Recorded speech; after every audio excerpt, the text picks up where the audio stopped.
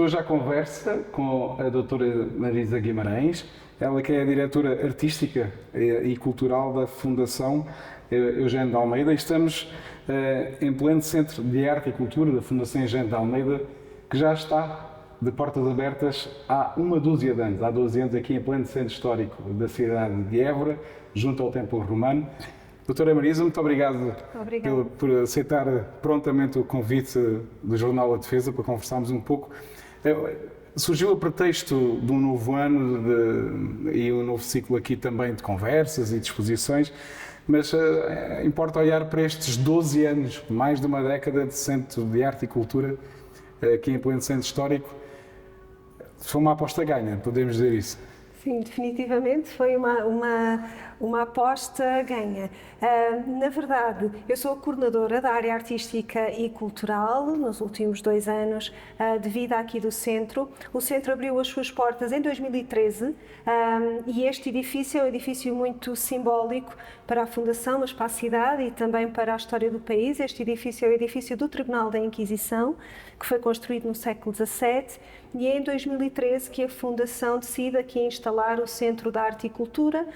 Tivemos, anteriormente a 2013, um projeto mais ligado à arte moderna num espaço mais reduzido, um espaço expositivo mais reduzido, mas de facto a mudança para este espaço tem um alcance diferente, permite-nos também ativar um bocadinho o diálogo entre a história e a contemporaneidade, porque este edifício é um edifício histórico, mas aquilo que fazemos cá dentro tem que ver exatamente com o pensamento contemporâneo e com as práticas artísticas contemporâneas, e também desenvolver um conjunto de estratégias muito ligadas para a comunidade, e este é o eixo forte, um dos eixos fortes do nosso trabalho, que é a concretização da missão da Fundação Eugênio de Almeida, e através deste lugar também contribuir para o desenvolvimento cultural, social desta comunidade em que estamos inseridos. Nestes 12 anos é sempre aquela pergunta, sei que não é fácil a resposta, mas algum projeto marcante, algo que ficou assim, que vale a pena assinalar, ou tem sido o conjunto de ciclos que têm acontecido? Há vários projetos de diferentes escalas ao longo do ano. Eu diria que um dos projetos, eu destacaria dois porque o elemento central dos 2 projetos foi uma participação muito calorosa da comunidade. Um tem a ver com a abertura do centro em 2013. Eu penso que existia uma grande expectativa na cidade, no que é que este espaço se iria tornar, e quando abrimos portas, toda a relação e toda a dinâmica que se gerou foi muito interessante, e ainda hoje revisitamos essas fotografias de uma projeção que foi feita no exterior do Centro de Arte como um momento muito marcante, mas também muito emocionante, de abrirmos as portas desta casa, que é uma casa da cidade, efetivamente.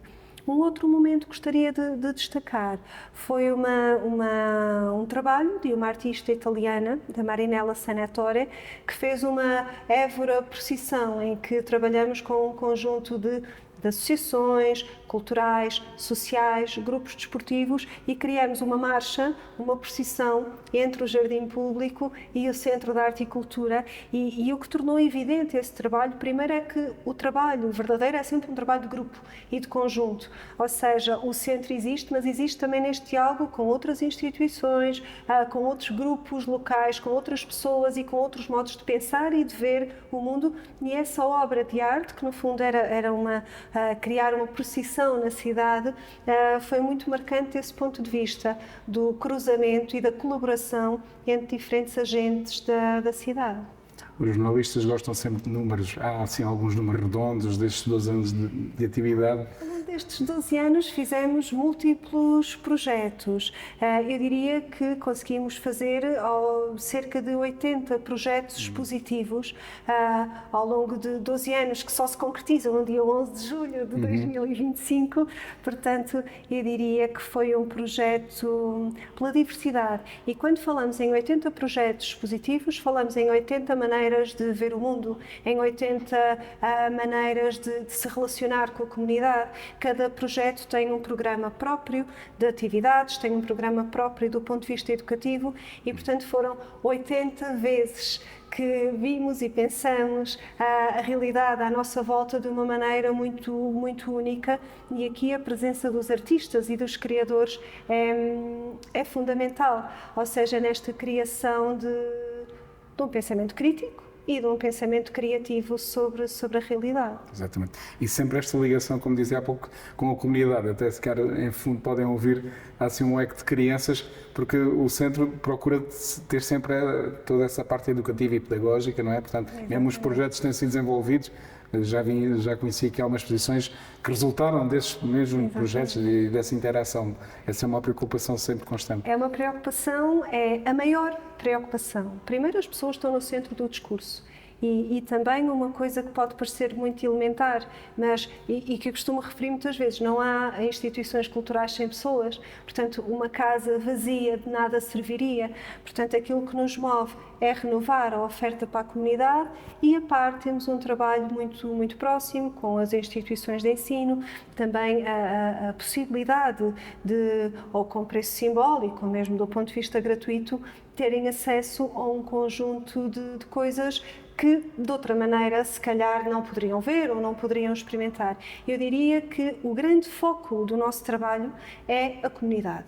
E a comunidade depois pode ser trabalhada do ponto de vista expositivo, ou seja, que as exposições que se renovam anualmente temos vários projetos expositivos, devolvendo assim esses olhares dos artistas e dos criadores à comunidade, do ponto de vista das atividades paralelas, que tem que ver com uma estrutura de pensamento que é feito a partir das exposições, ou não, em muitos casos. Todo o trabalho também de projetos de comunidade, que este ano está mesmo inscrito na nossa programação. Há um lugar dentro do Centro de Arte que acolhe projetos de comunidade. Exposições com alunos da universidade, que vamos ter algumas este ano.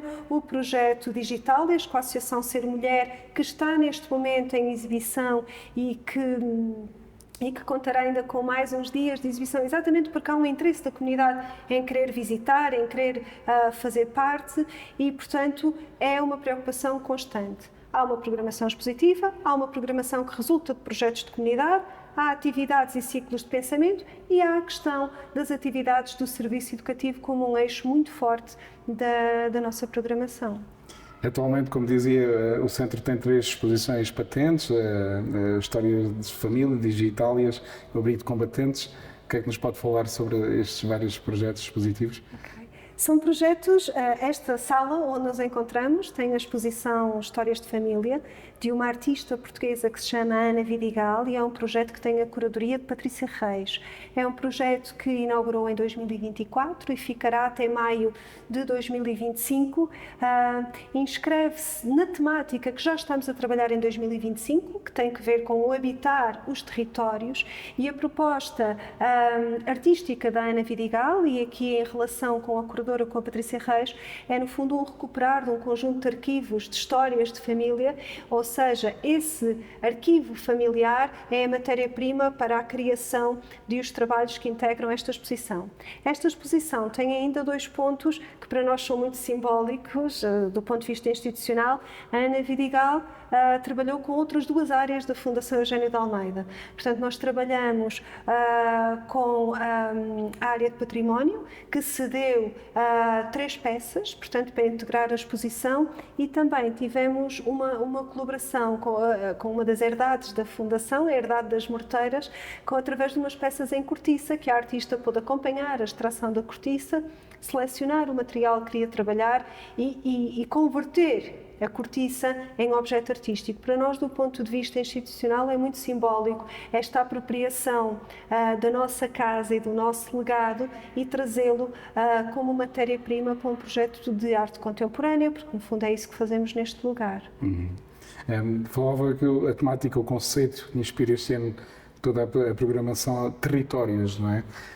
E por isso estas exposições também e que outros projetos é que já nos pode avançar? A ideia deste ano, no fundo, é pensar os territórios da maneira mais abrangente. O território pode ser entendido do ponto de vista social, político, económico emocional, espiritual, e a ideia é o ser o mais lato possível na reflexão sobre esses territórios que no fundo nos cercam. Naturalmente também uma ideia deste território que é a cidade em que estamos e em que queremos estar também sediados e instalados. Portanto é uma reflexão muito diversa. Se por um lado temos projetos positivos que aqui no caso da Ana Vidigal trata muito mais a questão do território familiar, a exposição que temos no piso 2, que é uma colaboração com o governo espanhol através do programa Mostra Espanha, em que temos uma exposição do Eugénio Ampudia, que nos fala de um ponto de vista formal dos territórios políticos e dos territórios geográficos, porque é Portugal a trabalhar com a Espanha num projeto expositivo, mas também muitos temas que o Eugénio levanta, como as questões da sustentabilidade, do ambiente, que também podem ser entendidos como territórios. Depois, já em exposições que inauguram este ano, teremos um projeto fotográfico, uma exposição que se chama Believe, de David Infante, que trabalha a questão da fotografia analógica, também como um território que tem que ver com a temporalidade. Quando nós vivemos num mundo digital, aquilo que o artista propõe é uma outra experiência de tempo, e a experiência de tempo também pode ser entendida dentro desse conceito lado que são os territórios. Teremos uma exposição coletiva com a curadoria de Luísa Teixeira de Freitas, que se chama Mapeando Territórios, ou Territórios Imaginários, e que será uma exposição com várias nuances destes territórios, e o ano irá terminar com uma exposição sobre o surrealismo, que é uma parceria, que é o centenário do surrealismo, uma parceria com a Rede Portuguesa de Arte Contemporânea e com a Fundação Cupertino de Miranda, e portanto desse ponto de vista também estamos a falar dos territórios institucionais, mas também dos territórios da história da arte que trazemos para o discurso. Do ponto de vista do ciclo de conversas, que este é o primeiro, que são os territórios invulgares, teremos um outro que fará o período de verão. Nos territórios invulgares, o grande desafio foi usar a exposição como lugar de conversa, como estamos a fazer agora os dois, olhar para este lugar como um lugar que pode ser ativado, para além de visitar uma exposição, é um lugar também onde podemos conversar sobre temas muito diversos. E a curadora desta exposição, a Patrícia Reis, é a curadora também deste ciclo de conversas, em que trazemos temas mais inusitados para o contexto expositivo. São conversas que pretendem ter uma grande abertura e utilizando o espaço expositivo para que elas possam contaminar e contaminar-nos também com um pensamento divergente. Com uma perspectiva já, e são só 2 anos de Évora 2027, na qual a Fundação Eugénio de Almeida teve desde a primeira hora, se a memória não me falha, foi das primeiras instituições a vestir a camisola da Évora 27. Haverá assim um caminho, certamente que há, não é? Um caminho a perspectivar este grande evento, será mais que um evento, não é? Será marcante, esperamos que seja marcante para a cidade e para a região, aqui do Centro de Arte e Cultura.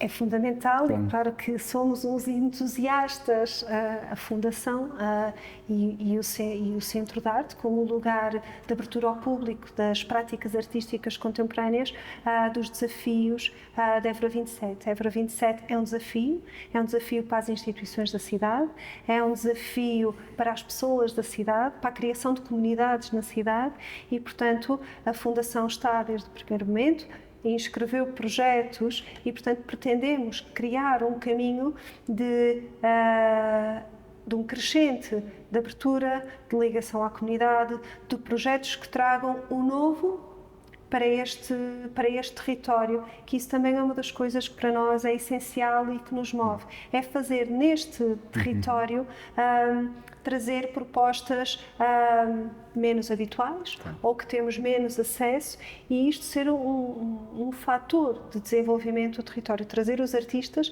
e com os artistas também um conjunto de pensamentos que vem normalmente fazer uma exposição. Não é apenas a receber um artista em Évora, é muito mais do que isso, é ter um curador, é ter diálogo com galerias, com outras instituições similares, é ter equipas de montagem, é ter equipas de transporte, e todo esse processo enriquece-nos enquanto comunidade, enriquece-nos enquanto cidade, naturalmente, e é vital para a vida do Centro de Arte e Cultura. Para finalizar, quero deixar uma mensagem assim, à cidade, à região. Também há aqui uma questão para que há pouco abordava, mas que é importante também dizer, porque às vezes cria-se quase aquele preconceito que a cultura é só para alguma elite, porque custa dinheiro e como sabemos que o dinheiro é algo que abunde e as pessoas, a opção, uma fruição cultural fica sempre uma última opção. Não é bem aqui o caso do centro, porque pelo menos do que eu conheço, as exposições são gratuitas, por exemplo, não é? E este ciclo também é gratuito, portanto, não sei se quer também deixar uma mensagem, mas também assim um convite. De facto, quase 99,9% da nossa programação é gratuita. Exatamente. Eu acho que é um caminho ainda longo que temos que fazer na democratização do acesso à cultura ou às práticas artísticas. Nada do que fazemos faz sentido sem pessoas. Claro. Se as pessoas não participam e não encontram sentidos e não devolvem, perde o sentido o que fazemos. Portanto, o centro tem as portas abertas para uma visita, para qualquer tipo de visitas, seja para ver uma exposição, para participar num programa educativo e também para que as pessoas o façam de forma informal e próxima. Eu acho que as instituições em geral, todos temos muito caminho a fazer relativamente a essa aproximar ou a tornar mais empática a relação dos públicos com as práticas artísticas, mas é importante porque é só isso que é um dos grandes motores que dá sentido ao que fazemos. E vou partilhar só uma história que aconteceu e que marca. E às vezes achamos, se calhar vamos lá e não acontece nada diferente. Não, as histórias dos nossos visitantes marcam a forma como nós olhamos para as peças. No sábado, no dia da conversa, estávamos cá. De fevereiro, sim. Exatamente. E um casal que estava a ver a exposição encontrou uma fotografia sua na exposição da Ana Vidigal dentro de uma das peças de arquivo e estava cá a curadora e estava eu, então disse, não, mas este sou eu que estou nesta fotografia. E como é que é possível que a artista tenha conseguido esta fotografia? Já estamos em contacto com a artista, já estamos em contacto com o senhor e de facto essa feliz coincidência, já pretendemos que o artista e o senhor se conheçam agora pessoalmente, isso acrescenta-nos discurso e acrescenta profundidade àquilo que fazemos, que é na relação com as pessoas que nós também nos construímos. Portanto, as portas estão abertas para qualquer tipo de, ou para ver uma exposição, ou para, através dos nossos programas do serviço educativo, um conjunto de atividades para famílias que normalmente são muito participadas e também essa ideia de que são as crianças que trazem os pais, muitas vezes, a ver uma exposição e têm uma mão cheia de histórias de pais que entram no centro pela mão dos seus filhos. Portanto, é que as portas estão abertas e nós muito disponíveis sempre para fazer parte dessa relação com a cidade. Doutora Marisa Guimarães, muito obrigado pela sua simpatia, pela disponibilidade, por toda esta partilha. E esperamos assim também contribuir para essa aproximação entre o Centro de Arte e Cultura da Fundação Engenheiro de Almeida e a cidade e a região. E voltaremos certamente a marcar a conversa por outros temas que surgiram certamente no futuro. Muito obrigado. Obrigada, muito obrigada. Fica por aqui assim mais uma conversa do Jornal de Defesa. Voltamos a marcar encontros numa próxima. Até lá, se Deus quiser.